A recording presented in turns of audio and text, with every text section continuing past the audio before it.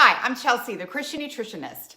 We can get insight about the biblical view of sugar through verses like Proverbs 25:16, which says, if you find honey, eat just enough. Too much of it, and you will vomit. In other words, don't overdo it or it'll make you sick. The biblical stance is one of moderation.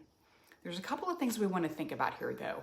If you noticed, the first part of that verse says, if you find honey. Historically, sugar was limited and much harder to come by. The main sources would have been honey or date syrup or fresh or dried fruit. Also, they had to work for it. They had to find it. They had to make it into something. They didn't just go to the store and have shelves and aisles full of sugar options. If you wanted a cake, you had to grind the wheat to make the flour, use one of your limited sugar resources, and cook it over a fire or in a fire-fed oven that you were responsible for tending. It took some work.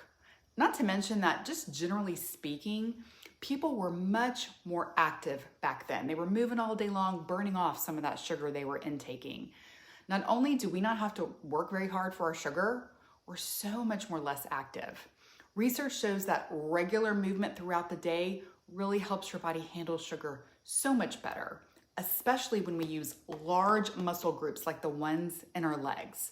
One study showed that doing air squats throughout the day can really help lessen the sugar blow, but you can also just go for a nice walk.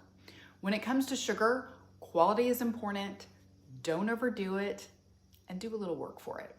I hope you enjoyed this sermon on the couch. Have a healthy and blessed week.